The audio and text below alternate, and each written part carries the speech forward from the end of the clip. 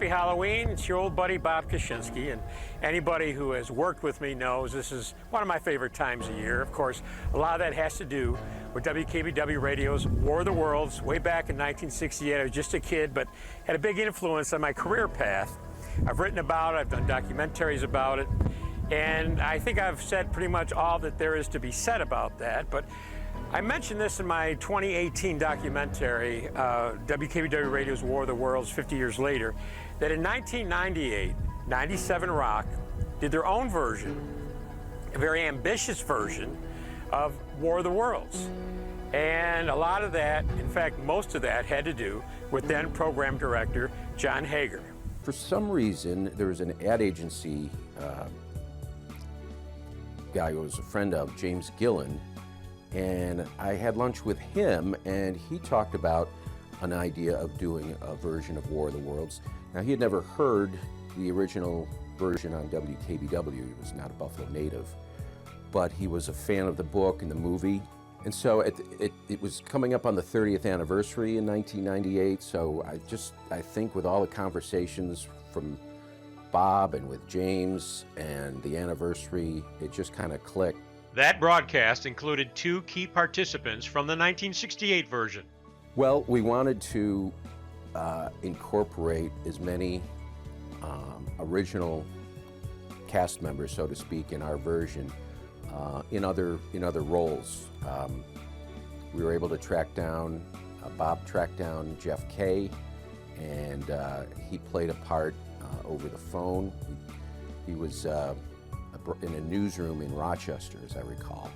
So we had Jeff Kay, and that was really important to do, and that really, for fans of the show, the original show, who heard our version, I hope that made a connection.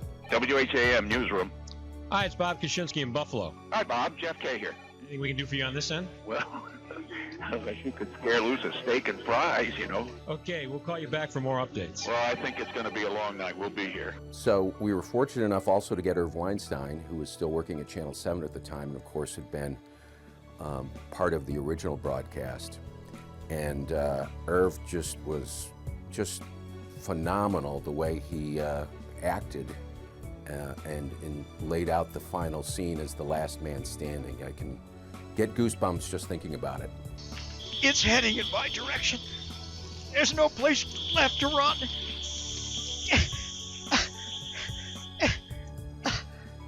I've got nowhere left to run. The battle ends. The battle ends here and now. There was a technical snafu at the end of that actually ended up working to your benefit. Talk about that. Well, it was on reel to reel, and we had a production director by the name of Gordy Dysinger, and Gordy was working literally around the clock to get this produced. When we finally went on the air on that Friday night, we began the broadcast while Gordy was still editing the final piece of the broadcast, and he actually was completing it while we ended it, and we had a sound effect of the Martian ship going, and where we were supposed to play the final piece. Gordy was still editing, so we just literally played the Martian sound effect for about 4 or 5 minutes until he came running in with the reel, and we loaded it up and got the final segment on.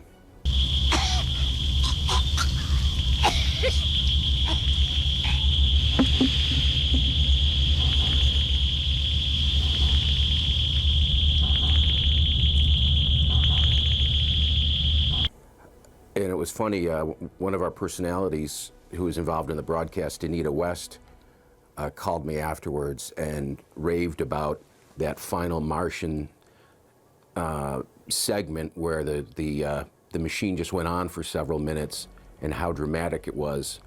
And I had to confess that was not by design. 97 Rock also partnered with Iliad Apollo's Restaurant to make the anniversary celebration broadcast a fundraiser as well. A lot of great things happen with that. It's just the way Buffalo and our whole community works. It's something historic, a great idea, great fun.